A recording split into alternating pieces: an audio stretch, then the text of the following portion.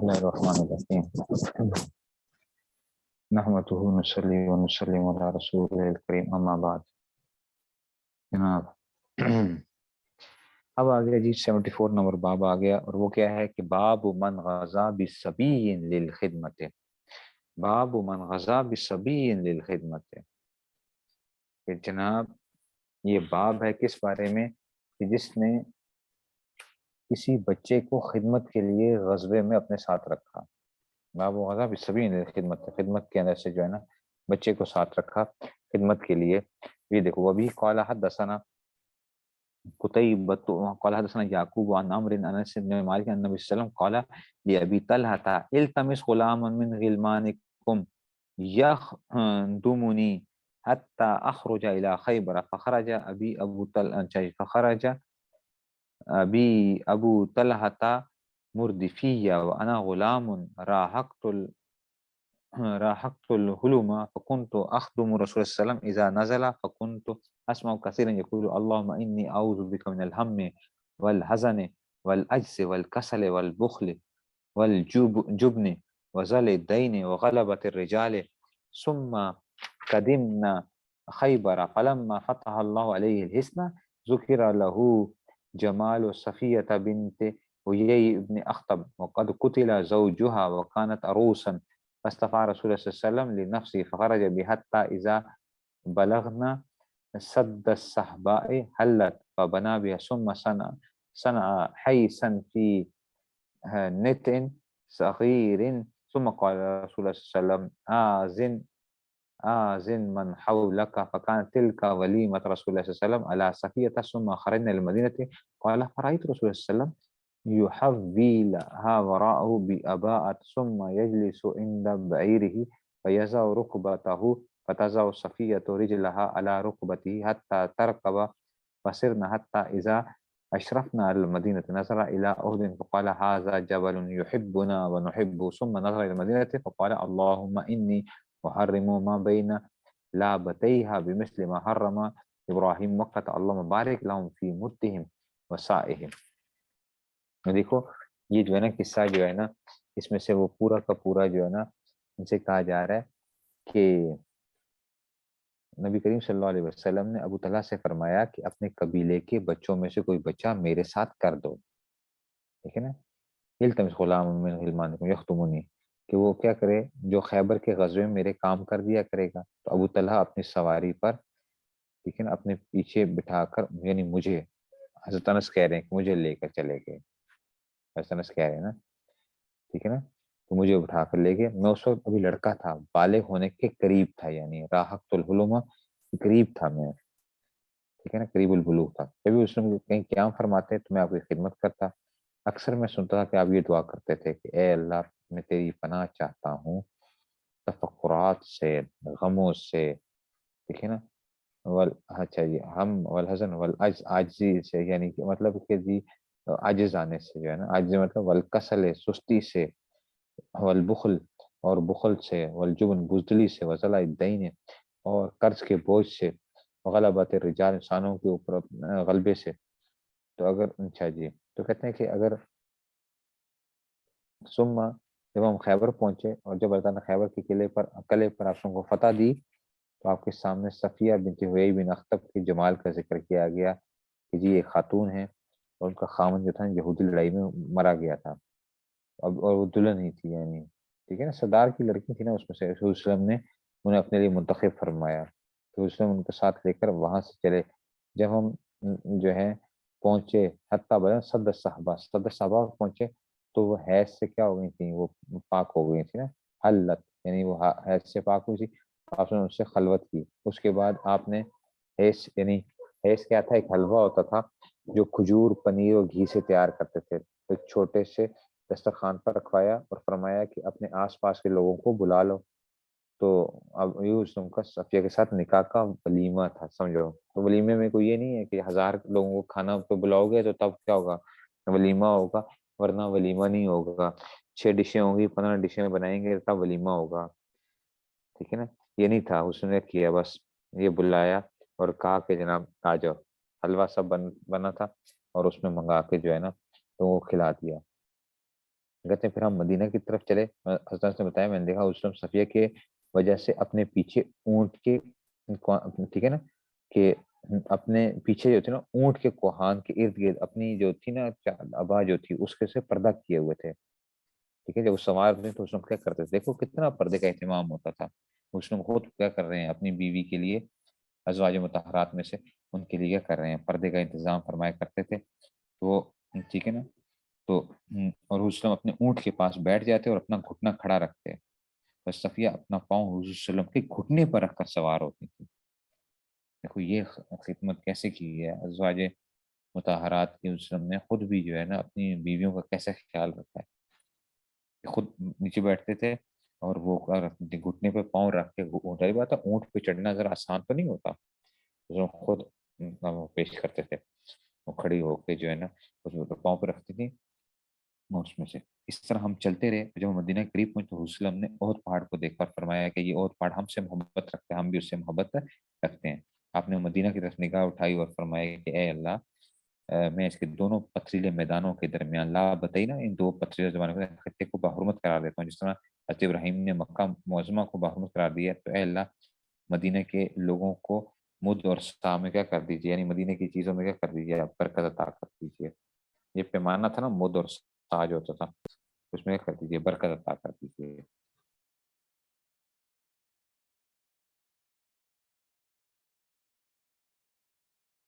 ٹھیک ہے نا, ٹھیک ہے. تو اب آپ کہیں گے جی خیبر کا پتہ غزوہ کب ہوا؟ 7 ہجری میں ہوا. حضرت انس نے 10 سال خدمت کی ہے حضور صلی اللہ علیہ وسلم کی. تو پھر تو اگر 7 سال میں اگر 7 میں شروع کی ہے تو پھر کیا ہوا, پھر تو اس کا مطلب پھر تو 4 سال خدمت بنتی ہے ٹوٹل. تو جواب سنو, حضور صلی اللہ علیہ وسلم حضرت انس جو تھے وہ حضر میں یعنی سفر کے علاوہ تو خدمت کرتے ہی کرتے تھے, لیکن اس میں اب یہ تھا کہ اسلم نے کیا کہا تھا, ابو طلحہ سے کہا تھا کہ بھئی دیکھو جو ہمارے ساتھ کیا کرے, سفر میں بھی ہماری خدمت کر سکے. تم نے کہا کہ بس یہ ہے نا انس ہیں, انس کیا کر دیں گے, یہ خدمت کریں گے. میں حسنوں کے جو تھے چھوٹے چھوٹے کام کر دیا کرتا تھا. ٹھیک ہے نا, ایک تو یہ پتہ چل گیا کہ جناب علی اس میں سے. دوسری بات یہ پتہ چل گئی دیکھو نکاح جو ہے وہ کیسا نکاح ہوا اور ولیمہ کیسے سادہ ہوا. ولیمہ ایک آدمی کو بھی کھانے کے, ٹھیک ہے نا, ایک آدمی کو بھی آپ کھانا کھلا دو گے تو کیا آ جائے گا, ان کے والد کا نام تو مالک تھا, انس بن مالک تھا, یہ تو جو ہے اس میں سے. ٹھیک ہے, تو یہ تو ایک آدمی کو بھی اگر کھانا کھلا دو نا ولیمے کی نیت سے تو ولیمہ ادا ہو جاتا ہے. اچھا یہ کوئی وہ نہیں ہے کہ جناب 600 بندہ ہوگا 800 بندہ ہوگا اور کھانے کے اندر جو ہے 4 ڈشز ہوں گی تو تب ولیمہ بنتا ہے, ورنہ ولیمہ نہیں ہوگا. ٹھیک ہے نا, لوگوں کو صرف ایک سنت اب یاد ہے بس, اس کے علاوہ اور کوئی سنت یاد نہیں ہے. جب ان سے کوئی بات کرو کہ جناب یہ اتنی لیوش نہ کریں, جی سنت ادا کر رہے ہیں, ولیمہ تو سنت ہے. اور تو یہ بھی تو ولیمہ سنت ہے نا, یہ والا ولیمہ نہیں تھا کیا؟ اور خیبر کے سردار کی بیٹی ہیں حضرت صفیہ, ٹھیک ہے نا, بڑے گھرانے کی ہیں وہ. کیا ہونا چاہیے تھا پھر تو لیوش ایک وہ ہونا چاہیے تھا کچھ جو ہے, اور یہ نہیں تھا کہ جناب علی کر نہیں سکتے تھے, ان کے لیے کیا مشکل تھا.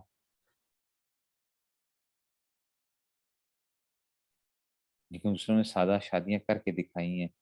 سادہ طریقے سے زندگی گزار کے دکھائی ہے.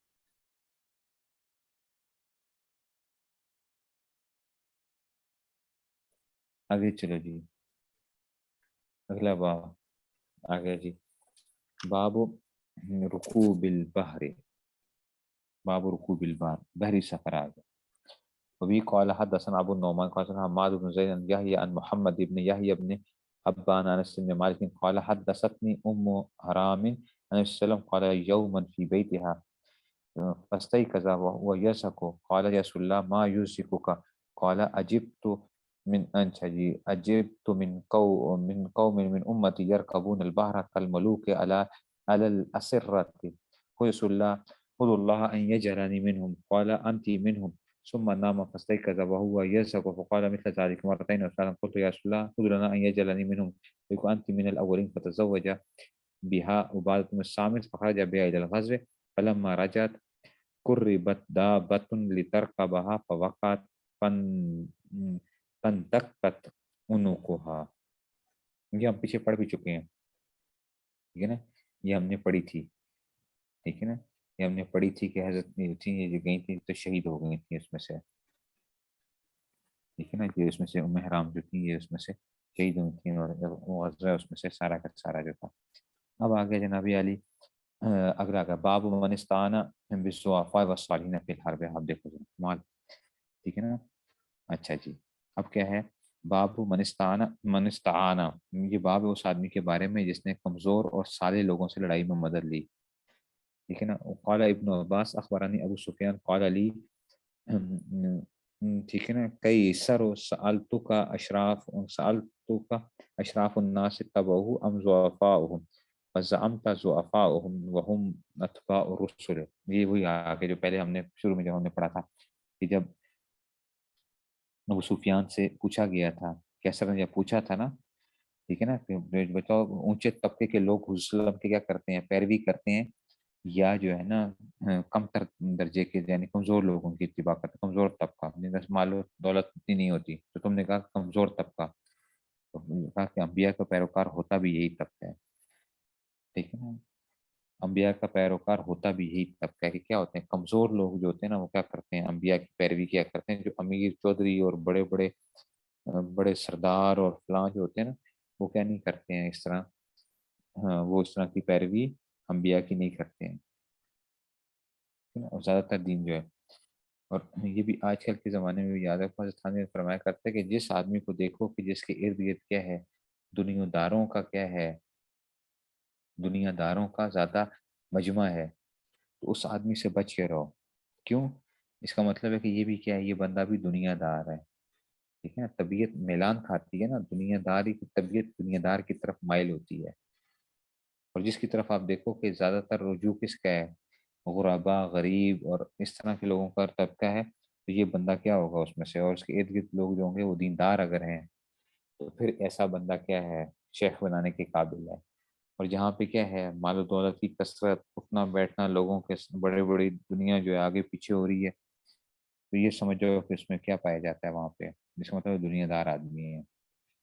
دنیا دار آدمی ہے، بالکل صحیح بات ہے، آپ دیکھ لیں گے جو ہے نا بہت سی جگہوں کے اوپر آپ کو پتہ چل جائے گا کہ کتنے وہ دیندار ہیں، اور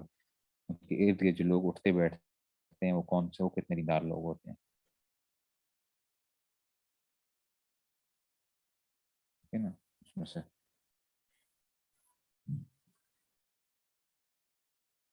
ٹھیک ہے، تو رسولوں کی اتباع کرنے والے کون ہوتے ہیں، غریب لوگ طبقہ جو ہے زیادہ وہ ہوتا ہے۔ وہ بھی قال حدثنا سلیمان بن حرب قال حدثنا محمد بن طلحہ عن طلحة عن موسى بن سعد قال رأى سعد أن له فضلا على من دونه وعن السلام هل تنصرون وترزقون إلا بضعفائكم، اللہ اکبر، ٹھیک ہے نا، کہ سعد بن ابی وقاص کا خیال تھا کہ انہیں دوسرے بہت سے صحابہ پر اپنی مالداری کی وجہ سے نا فضیلت حاصل ہے، اچھا ان کو سمجھ آ رہی ہے بات کی،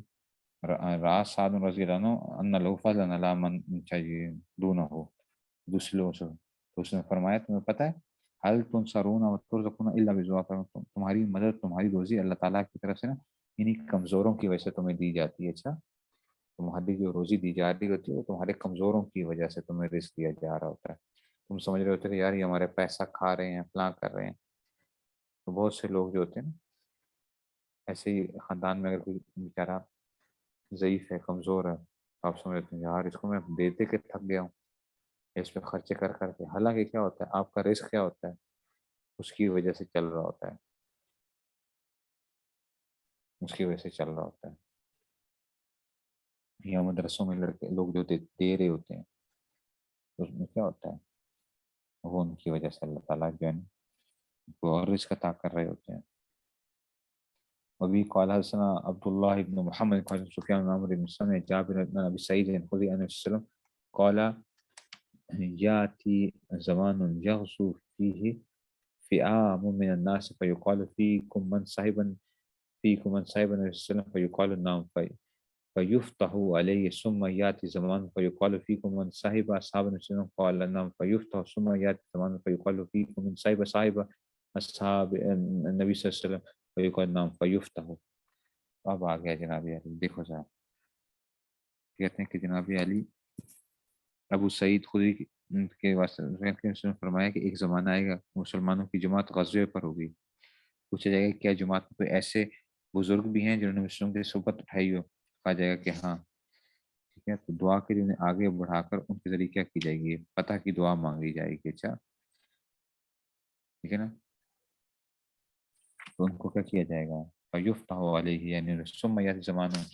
پھر ایک زمانہ ایک تلاش ہوگی کہ پھر کیا ہوگا. فیقال من صاحب صاحب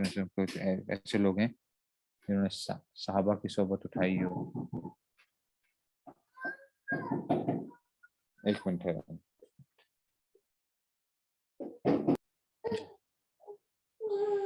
تو یہ پوچھا جائے گا کہ کیا صحابہ کی اس میں سے ہے؟ تو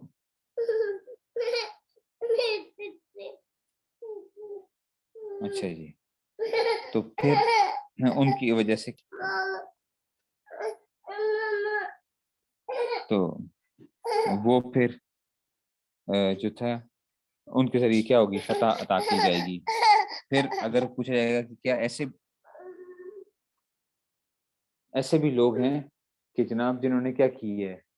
صحابہ کے صحابہ یعنی جو ہے نا تابعین کی جو ہے نا صحبت اٹھائی ہے، تو وہ کہیں گے ہاں جو ہے، تو ان کے ذریعے سے بھی کیا دی جائے گی؟ فتح دی جائے گی. تو ان کے ذریعے سے فتح ہوگی، دعا کریں گے یا ان کے ساتھ جائیں گے تو اسی بدولت کیا ہو جائے گا. ٹھیک ہے، تو فتح عطا ہو جائے گی اس میں سے. ٹھیک ہے، تو یہ بھی بعض دفعہ ضعفاء جو ہوتے ہیں نا، ضعفاء جو ہوتے ہیں ضعیف لوگ، اور اس کا مطلب ہے کہ برکت بھی ہوتی ہے زندگیوں کے اندر. کیا ہوتے ہیں؟ ٹھیک ہے نا، برکت بھی ہوتی ہے. تو نیک لوگوں کا جو ساتھ ہوتا ہے نا، اس کی بدولت انسان کی زندگی کے اندر بڑے فائدے انسان کو حاصل ہوتے ہیں. نیک لوگ جو ہوتے ہیں، ٹھیک ہے نا، تو اس میں سے جو ہے اللہ تعالیٰ کی طرف سے جو مشقت آتی بھی ہے نا، تو ہر مشقت کیا کرتی ہے؟ اللہ تعالیٰ کی طرف سے کیا ہوتا ہے، اس میں کوئی نہ کوئی اور آسانیاں پیدا ہو جاتی ہیں. اس لیے گھبرانا نہیں چاہیے کبھی بھی. مشقت کے بدلے میں جو ہے اگر وہ بھی جو ہے تو گھبرائیں نہیں. ٹھیک ہے، چلیں بس.